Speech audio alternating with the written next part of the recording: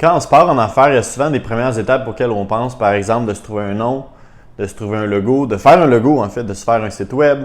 La forme juridique ici au Québec, il faut savoir, faut-tu s'incorporer, faut-tu s'enregistrer, faut-tu faire une société en nom collectif, etc. Il faut peut-être engager un avocat pour nous conseiller puis pour faire la paperasse légale. Si on écoute tout ce qu'il dit, il faut faire aussi un plan d'affaires, idéalement 20-25 pages avec du beau papier, tout bien imprimé, ça c'est super important.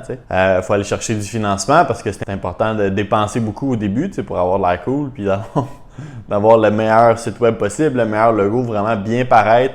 Pratiquement donner l'impression que ça fait 10 ans qu'on est en affaires alors qu'on commence tout juste. Puis je ris un peu parce que ces étapes-là, c'est les étapes que j'ai suivies dans mes 5 premières années. Moi, de l'âge de 17 à 22 ans, j'ai parti 4 ou 5 entreprises, des flops totales, honnêtement, de la perte de temps, de la perte d'argent, perte d'énergie.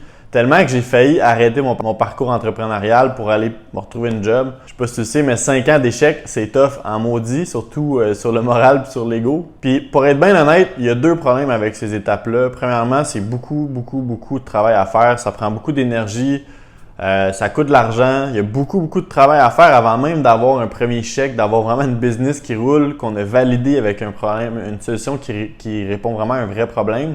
Fait qu'autrement dit, tu ne mets pas les chances de ton côté, pas en tout. Faut pas oublier aussi la statistique qui n'est pas là pour rien, que 90% des business dans les 5 premières années vont fermer, ça ne marchera pas. Puis je veux pas être pessimiste, mais si tu suis ces étapes-là, pas mal sûr que tu vas être dans le 90%. Évidemment, ça se peut que ça fonctionne. Tu peux aussi gagner à la loterie. À mon avis, c'est vraiment pas une bonne façon de se partir en affaires. Bref, je suis pas mieux parce que je les ai suivis pendant 5 ans puis j'ai perdu beaucoup de temps, beaucoup d'énergie, comme j'ai dit. Fait après 5 ans, j'ai décidé d'arrêter de niaiser, comme on dit, puis j'ai acheté une formation aux États-Unis qui s'appelait How to Start Your Software Company. Mais les principes que j'ai appris s'appliquent vraiment à n'importe quel type d'entreprise.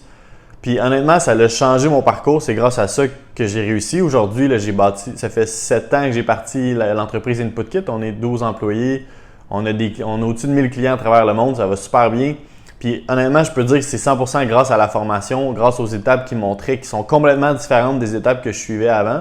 Puis c'est pour ça que je fais mes vidéos, c'est pour pouvoir retransmettre ces connaissances-là. Moi, ça m'avait coûté, je pense, 3000 US ce programme-là.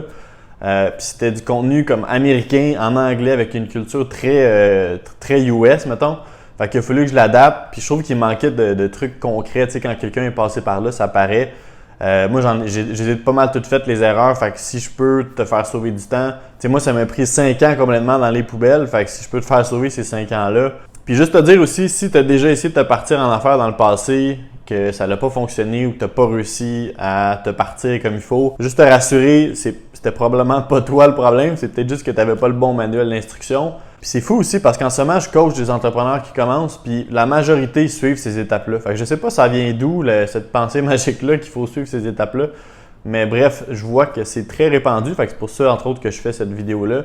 Fait que si tu es curieux, si tu es motivé, si tu veux en savoir plus sur comment suivre les bonnes étapes, à mon avis, pour te retrouver plus dans le 10% de ceux qui réussissent à se partir en affaires, ben écoute la prochaine vidéo. Je vais expliquer ça vraiment étape par étape.